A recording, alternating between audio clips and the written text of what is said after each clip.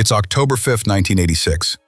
Over the skies of Nicaragua, a C-123K cargo plane is shot down by government forces.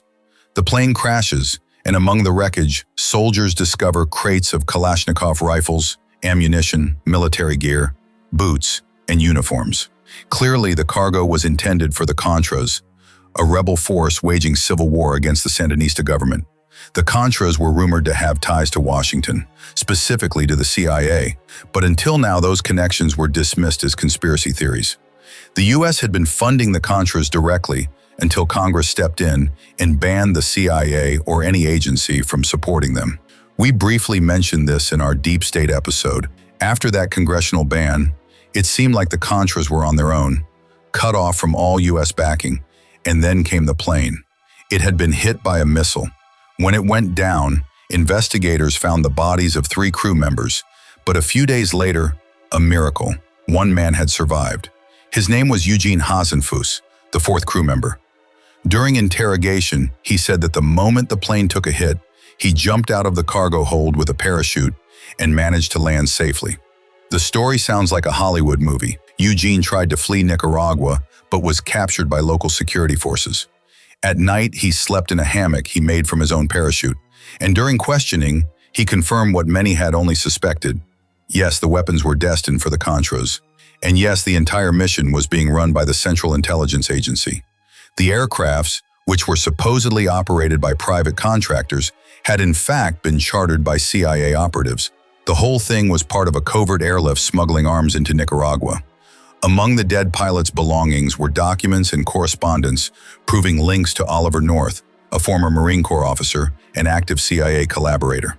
And that's when 2 threads finally tied together, exposing what would become one of the most explosive, deeply buried covert operations in CIA history, a scandal now known as Iran-Contra.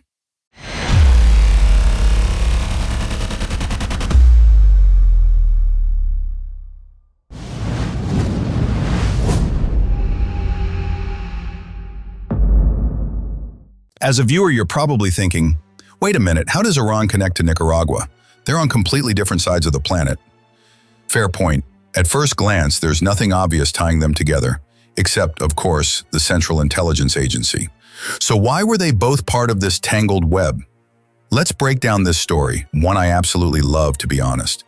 It's fascinating from every angle: intelligence ops, counterintelligence moves, global political fallout, and the shady financial schemes CIA agents were running in the background. That last bit is practically its own saga. So let's rewind. Iran used to be a monarchy, ruled by Shah Mohammad Reza Pahlavi. And under the Shah, Iran had a close, almost luxurious relationship with the United States. Back then it was called the Paris of the Middle East. Lavish parties under royal tents, fine dining inspired by French cuisine. It was a Western-friendly regime through and through. Naturally, the U.S. supplied the Shah's Iran with massive quantities of military hardware. The Iranian military was stacked with American equipment: rifles, jets, missiles, even air defense systems. But all of that changed in 1979, when the Islamic Revolution broke out. The Shah was overthrown, and Ayatollah Khomeini came to power. His new regime was hardline, theocratic, and eager to spread Islamic revolution throughout the region, even into places like Saudi Arabia and the UAE. As you'd expect, this new government clashed heavily with the administration of then-President Jimmy Carter. Then in November 1979, things escalated. 52 Americans were taken hostage at the U.S. Embassy in Tehran. President Carter declared Iran a hostile state and later designated it a state sponsor of terrorism. But the key move came when the U.S. banned all arms sales to Iran, imposing a total military embargo. By 1980, 2 major developments reshaped the map. First, the U.S. formally cut diplomatic ties with Iran and began ramping up economic sanctions. Second, and most important for our story, a brutal war erupted between Iran and Iraq. It would rage on for years and claim hundreds of thousands of lives. Now here's the part that matters for our topic today. Iran was fighting Iraq using American-made weapons, and because of that, they were constantly in need of spare parts and maintenance components. But under embargo, they couldn't buy anything directly from the U.S. So instead, Iran turned to gray markets, covert networks, and shady European middlemen to keep their military running. And that brings us to a key date, January 20th, 1981. On that day, a new president was sworn in, Ronald Reagan.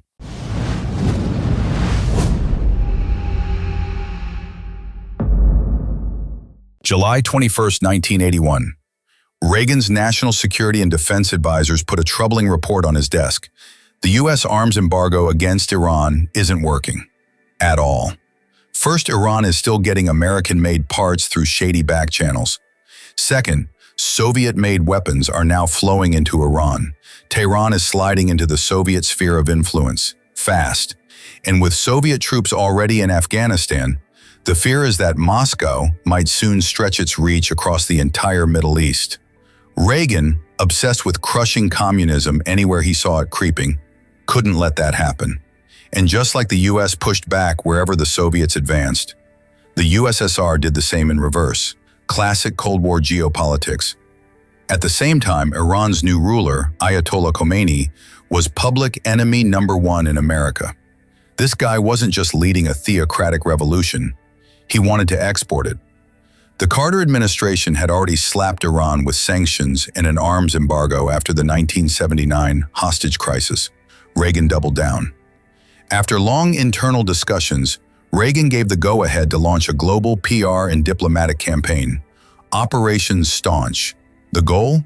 Convince every U.S. ally, especially in Europe, to stop selling arms to Iran, especially American-made parts. No more loopholes, no more back channels, full lockdown. The campaign was massive and highly publicized.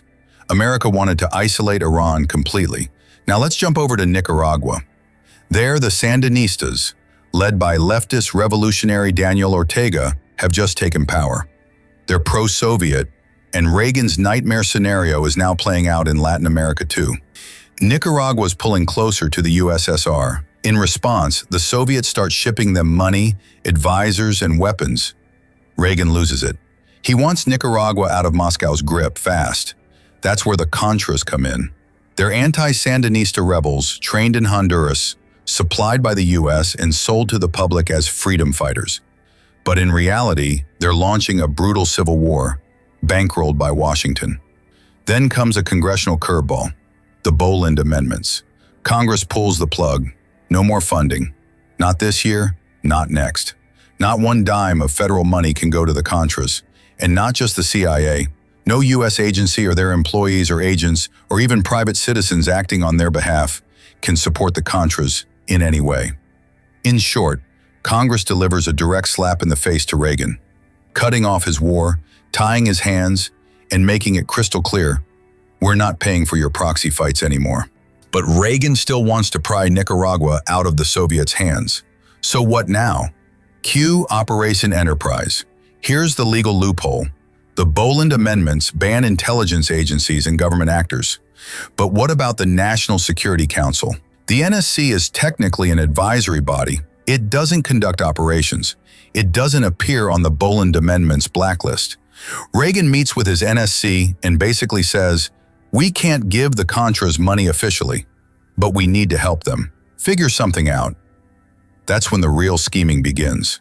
The NSC, operating in a legal gray zone, launches Operation Enterprise, a covert program to fund the Contras using off-the-books money.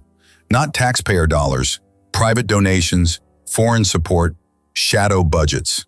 They'll keep the Contras alive by building an entirely unofficial financial pipeline, one that Congress can't trace, regulate, or shut down.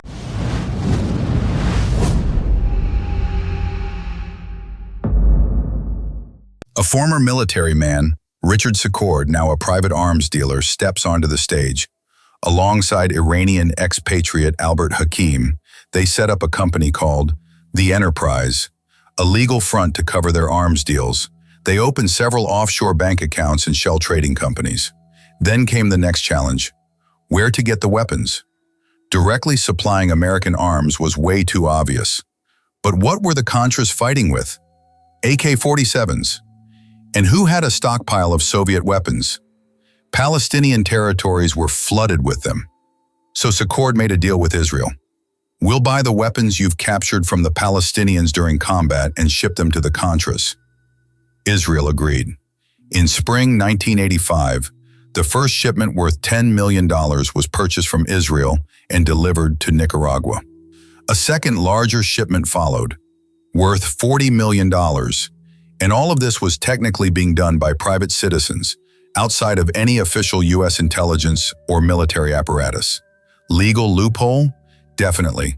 Things escalated in 1985 when another key player entered the scene.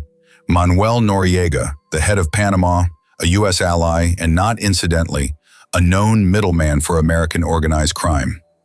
Noriega offered up his banks to funnel money for the Contras and even suggested building a training base in Panama. "I stand with the U.S. all the way," he said. "If you've seen our Pablo Escobar video, you know how that love story ends." Meanwhile, a new front opened. The Soviet Union, via East Germany, began directly supporting the Sandinistas, the socialist government of Nicaragua fighting the Contras. In spring 1986, a Danish ship called Pia Vesta, chartered by the KGB and Stasi, left the port of Rostock, loaded with Soviet weapons. Panamanian authorities intercepted the ship, triggering a diplomatic firestorm. The U.S. accused the socialist bloc of violating international arms embargoes and destabilizing the region. Classic Cold War. But the bottom line remained. The U.S. government couldn't officially fund the Contras. Congress had cut the money and no weapons could be delivered through official channels. So off-the-books solutions were the only option. And war, as we all know, eats money. These stopgap efforts, $10 million here, $40 million there, weren't sustainable. A system was needed. June 17, 1985. Robert McFarlane, Reagan's national security advisor, brings a classified directive to the president's desk, a proposal for opening covert diplomatic engagement with Iran. A meeting of the National Security Council is called, and the directive is read aloud. The first question, why the hell would we engage with Iran? McFarlane lays out two reasons. Internal instability. The Iranian population is exhausted by the endless war with Iraq. According to U.S. intelligence, opposition forces are beginning to form inside Iran.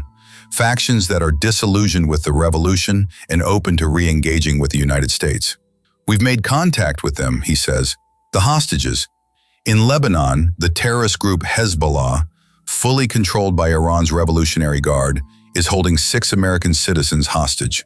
Iran has the power to influence Hezbollah and maybe even get the hostages released. The idea?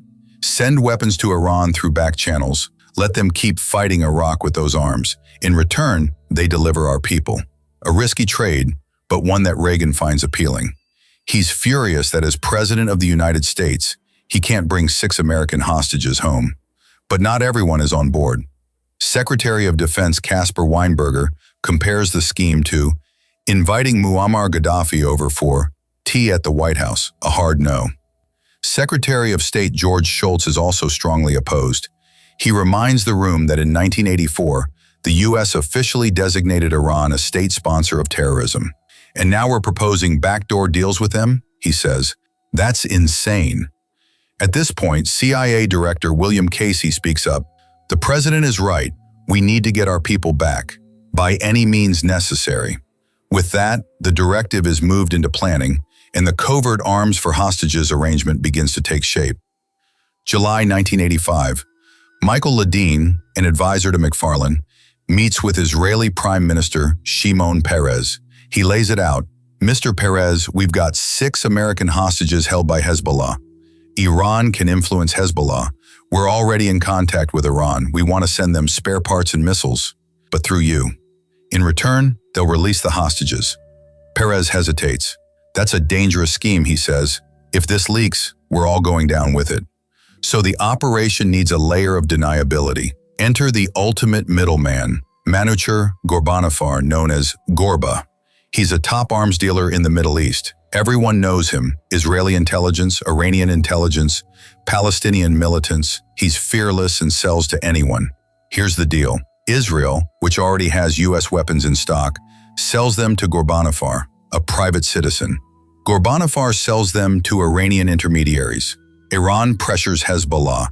Hezbollah releases the hostages. Israel likes the plan, but asks a fair question. Where's our money? "We're giving up American-made weapons here." The CIA assures them, "You'll be reimbursed in full, every sale fully covered." With that, everyone signs on. In fact, Israeli officials are told that both the US President and Congress are on board. The only sticking point is handling payments. Everyone has their markup. Ghorbanifar is running a business, Iran is fighting a war, Israel wants compensation, and the US wants its people back. Win-win-win, theoretically. President Reagan is briefed. The deal is greenlit, the hostages will be freed, and longer term, this could help open backdoor communication with the Iranian opposition, maybe even one day topple Khomeini and pull Iran back out of the Soviet orbit and into the US camp. Reagan listens carefully and asks one key question. Who exactly are we selling these weapons to in Iran?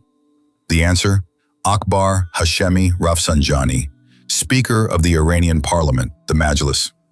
He's a moderate, they say. He's lightly opposed to Khomeini, very pro-American. His nickname is the Shark. In hindsight, his motives remain unclear. Did he deceive the Americans and inform Khomeini? Was he truly opposed to the regime?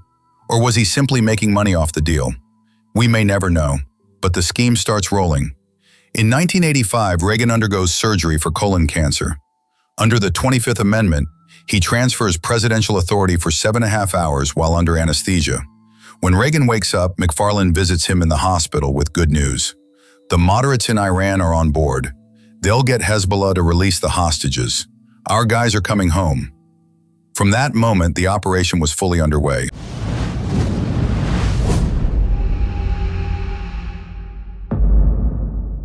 Here's a fascinating layer of the story. Everyone involved knew full well that the Iranian regime was openly hostile to the United States. Officially, the US was leading a global PR and sanctions campaign, labeling Iran as a state sponsor of terrorism and pushing hard to stop any arms sales to Tehran. So how did Reagan justify this to himself? In his 1990 memoirs, he wrote, "Everything I did for the hostages." At the time, he explained it to himself this way. "I believe there are good people in Iran, moderates, and we're working with those moderates. I refuse to believe in anything else." And the plan kept rolling. According to documents, the deal officially began in 1985. Through the broker Manuel Ghorbanifar, Israel shipped 96 missiles to Iran. Just 1 month later, September 14, 1985, another shipment of 408 missiles was delivered. The first batch was essentially a test run. It worked, so the full order followed. After that, Hezbollah released one hostage, Reverend Benjamin Weir. 5 remained. On December 4, 1985, McFarlane resigned as National Security Advisor, citing his desire to spend more time with his family. He was replaced by John Poindexter, who brought a new idea to the table. His pitch, "We got one hostage back, but we want all of them. To do that, we can't just work through Iranian politicians. We have to build a channel into the Iranian military. There are moderates there too," he said. "You just don't know about them yet." Reagan was intrigued. Even McFarlane, freshly retired, rejoined the effort. Just weeks after stepping down, he flew to London as a private citizen, met with Israeli diplomats, weapons dealers, and Iranian intermediaries, and made the following offer. "This is the last deal. You release all the hostages in one go. No more one-by-one trades. We want to end this." Iran refused. They wanted to stick to the one-for-one arrangement, and that's when the central figure of this entire operation entered the stage. Lieutenant Oliver North, a Vietnam veteran, former CIA officer, and now military advisor to the NSC. North came in with a bold new plan, a true scheme as it would later be called, the one that gave the scandal its name, Iran-Contra. Here's how it worked. Instead of going through Ghorbanifar and reimbursing Israel, North proposed selling U.S. weapons directly to Iran via shell companies. These companies would add a markup, say 15%, and handle the transaction as a private arms sale. The revenue from these sales would be routed to Swiss bank accounts. That money would then be used to buy more weapons, which would be shipped to the Contras in Nicaragua. In short, sell American weapons to America's enemies. Use the cash to fund America's secret war. Reagan heard North's proposal and gave him the green light. February 1986, 1,000 missiles are shipped.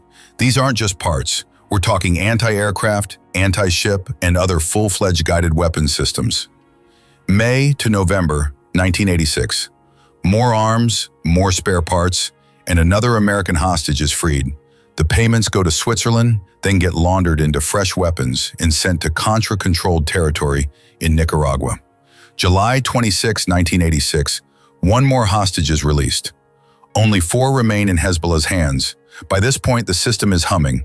Oliver North tells Ghorbanifar he's no longer needed and begins working directly with Iranian contacts. Ali Hashemi Rafsanjani, an officer in the Iranian Revolutionary Guard and nephew of Akbar Hashemi Rafsanjani, Iran's parliamentary speaker. North sells him hard. This is our guy. Extremely connected, completely reliable. Things go so far that Ali Hashemi is flown secretly to Washington, where North gives him a private tour of the White House. At that point, North is briefing officials. We're already in direct talks with the highest levels of the Iranian government. Meetings in West Berlin are happening. We're talking hostages, weapons, everything. He even reassures the Iranians, don't worry about Saddam Hussein. We don't take him seriously either. We'll deal with him eventually, which of course the US eventually did. By then, only 2 hostages remained in captivity. Hezbollah had released the rest, and the Iran-Contra machine, against every law and public statement, was fully operational. But in the fall of 1986, things took a dramatic turn. 3 more Americans were kidnapped in Lebanon. US officials suddenly realized what was happening. Iran was creating a loop. They'd release 1 hostage in exchange for weapons. Then Hezbollah would capture a new hostage to restart the cycle. It became a strategy of endless blackmail. The Americans tried to re-engage Tehran, but there had already been a previous attempt. Months earlier, in May 1986, a serious US delegation had secretly traveled to Tehran under fake Irish passports. The team included retired advisor Robert McFarlane, Oliver North, a translator, and an Israeli diplomat. They met with Iranian officials and essentially said, "Let's wrap this hostage situation up." The Iranians said no. Negotiations dragged on for 4 days. At some point, the Iranians got bold. They felt they held all the cards. They even demanded that the US pressure Israel to withdraw from the Golan Heights as a condition for further talks. McFarlane returned to Washington and told Reagan, "It's over. These talks are going nowhere." But Oliver North didn't stop. In July 1986, yet another hostage was freed. Meanwhile, Ghorbanifar, the original broker, was kicked out of the operation. It turned out he was an agent of the Israeli intelligence, an agent of the Iranian intelligence, and possibly a walking intelligence asset for half the planet. That's just the nature of the arms trade in the Middle East. You don't survive unless you play every side. Adnan Khashoggi, the infamous Saudi arms dealer. North began working with him and through his network secured the release of yet another hostage. But again, 3 more Americans were kidnapped. The cycle continued. The National Security Council met to assess the situation. The US was now neck-deep in the Iranian mess. Sure, money was flowing. The Contras were getting funded. That part was working. But Hezbollah was still taking hostages, and North kept urging further talks, selling Reagan on the idea that new Iranian allies were now ready to help. First it was moderate politicians. Then it became moderate military officers. Now it was moderate security officials. Iranian envoys were even flying into Washington for secret meetings. But even within Iran, the deal was controversial. Hardline voices in the Islamic Revolutionary regime said, any deal with America, even a profitable one, is a deal with the devil. Then came 2 parallel plot twists, the kind Nassim Taleb would call black swans, totally unpredictable but game-changing. First, on November 3, 1986, Mehdi Hashemi, a high-ranking member of the IRGC, Islamic Revolutionary Guard Corps, leaked the entire US-Iran arms deal to a Lebanese magazine. He exposed it all, the talks, the weapons, the money, the players. Why did he do it? There are 3 theories. He truly believed America was the great Satan and wanted to sabotage the deal. The Iranian leadership wanted it leaked for internal power struggles. The Pentagon, which had opposed the operation from the beginning, quietly tipped off the Lebanese press to kill the deal from the US side. Whatever the truth, the damage was done. At first, Washington tried to suppress the story. Reagan appeared on TV, We do not negotiate with terrorists, we don't trade weapons for hostages. Official denial across the board. But just 10 days later, November 13th, 1986, the Iranian government publicly confirmed the deal. Yes, they said, we are negotiating with the United States. The media firestorm was immediate. Years of U.S. foreign policy went up in flames. The same government that had lobbied the world to sanction Iran and block arms sales was secretly arming them through shadow deals. And just when you thought it couldn't get worse, someone remembered that just a month before the leak, an American citizen had been captured in Nicaragua after his transport plane was shot down. That man claimed he was working with the CIA. Documents found on him mentioned Oliver North. Reporters and members of Congress started connecting the dots. Two scandals, the Iran weapons deal and the Contras supply ring, were actually one giant operation. Then came the final nail in the coffin, a moment of pure human error. The Sultan of Brunei, who had quietly helped finance the operation through intermediaries, sent $10 million to a Swiss bank. Later, he requested a portion of the funds be returned to him, but someone typed the wrong account number. The money was mistakenly deposited into an account belonging to a Swiss businessman, who immediately flagged it to his banker and asked for clarification. An internal audit followed. It turned out the company handling the funds was connected to the U.S. government. The cover was blown. The scandal exploded.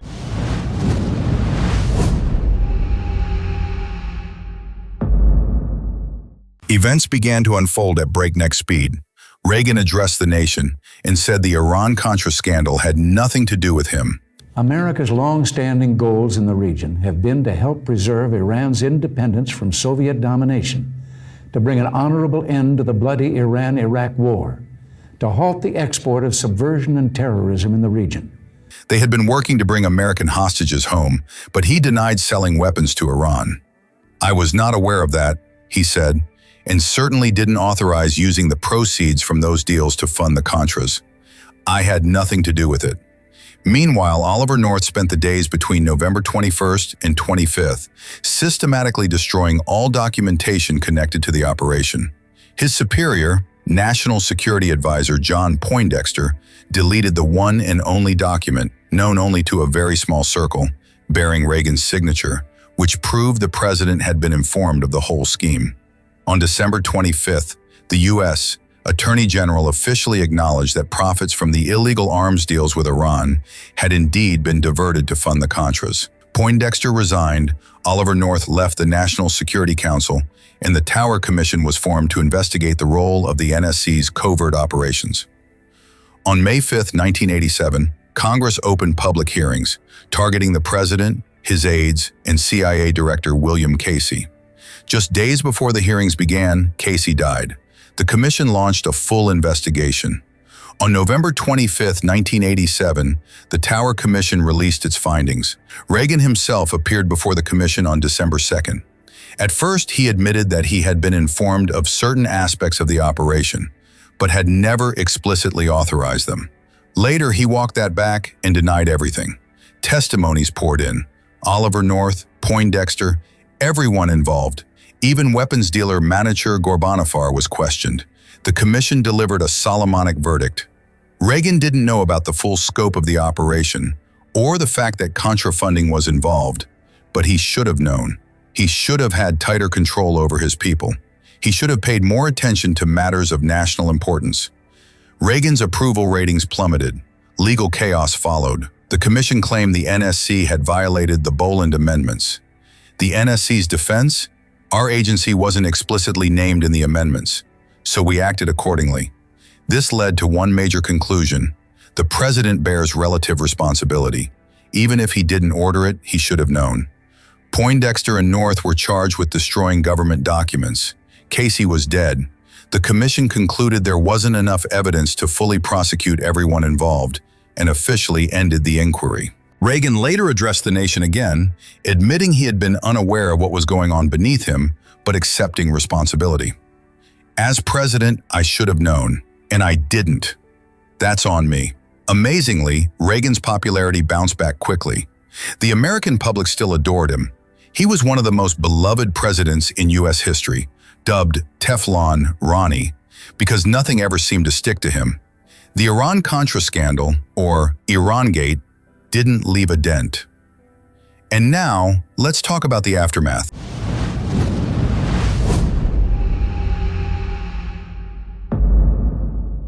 In the end, the United States suffered serious reputational damage on the world stage.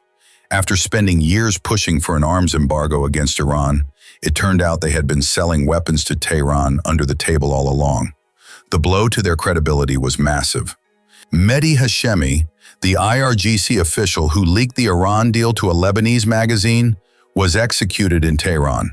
Officially not for leaking the scandal, but for counter-revolutionary activities. Then came the legal fallout.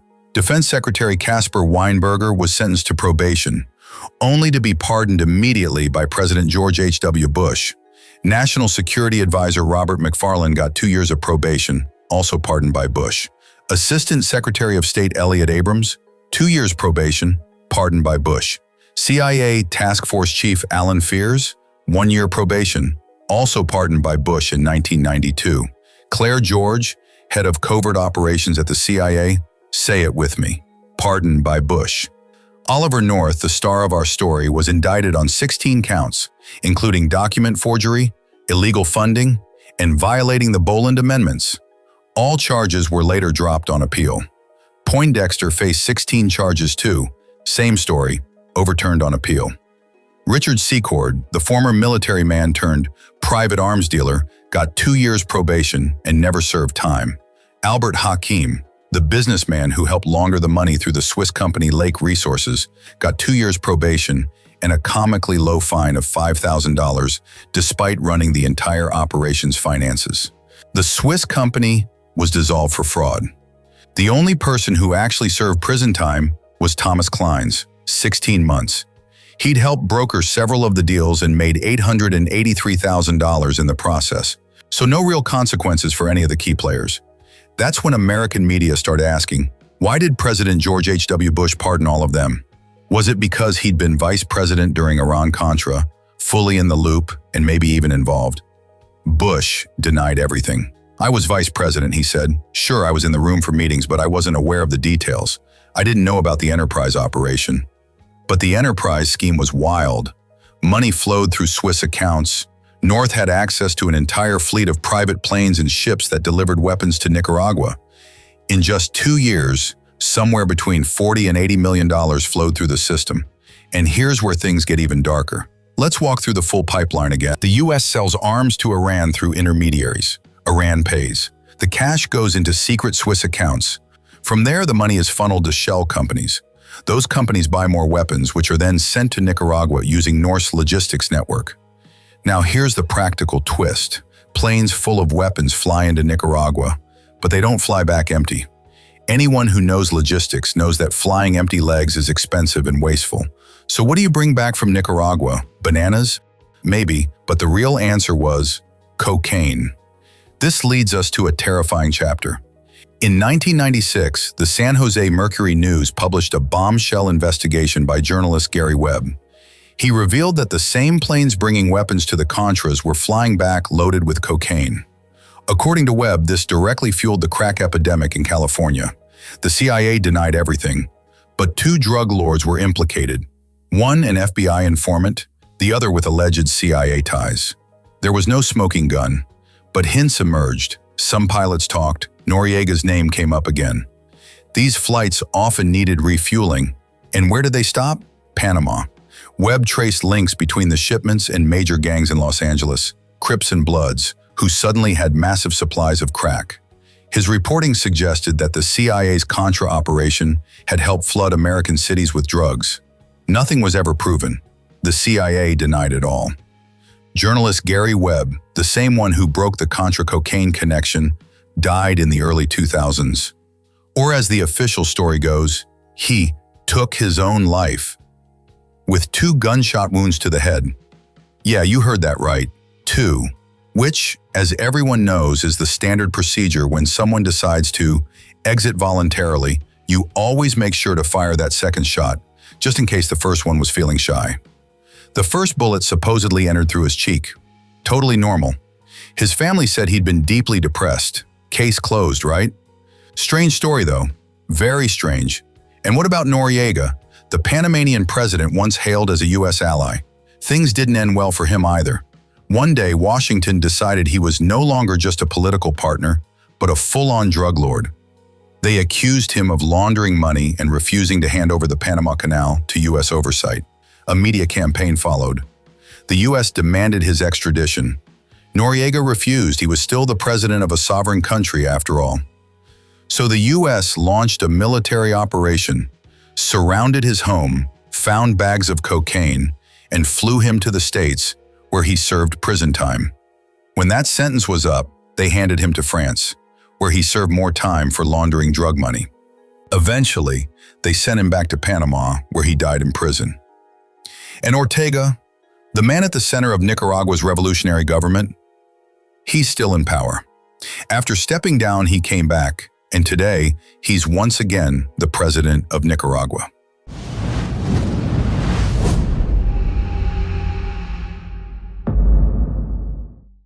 And now, a little epilogue.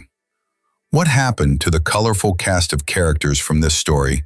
Well, here's the rundown. President Reagan passed away. CIA Director William Casey passed away. George H.W. Bush, he became president. Naturally.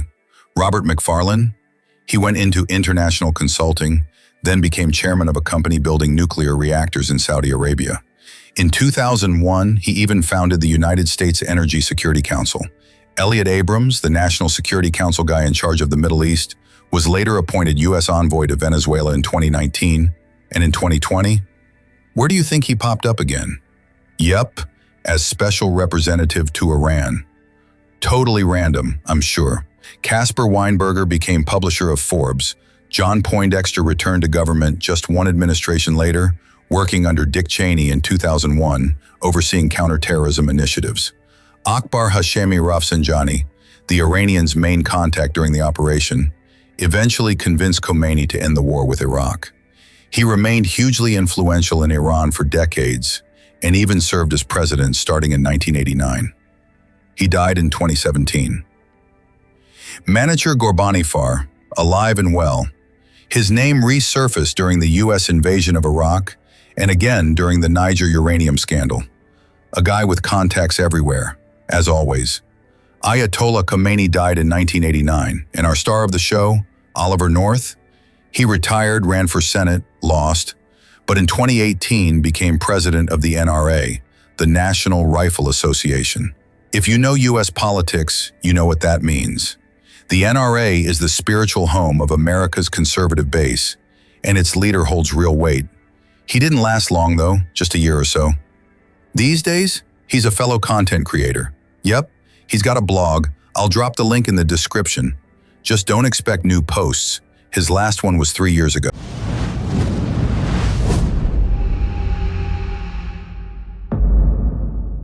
You know, I'd love to wrap this video on a clean, satisfying note, but here's the truth. You've probably heard the term deep state before. We even made a separate video about it, how it started, how it took hold, and why it still rings in people's ears. But in 2 words, it's about the lifers, the elites who, once they're in, never really leave. They just move from chair to chair, advisor, general, think tank fellow, board member, but always stay close to the levers of power. So next time you meet an old guy at a bar in D.C., New York, or Dallas, mumbling into his bourbon about the time I dealt with aliens, you might want to listen.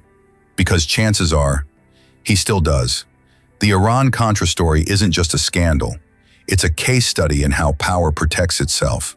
No one went to prison, no one really paid, most of the players just switched desks, some even got promoted. That's not conspiracy, it's continuity. And that's how the game is played.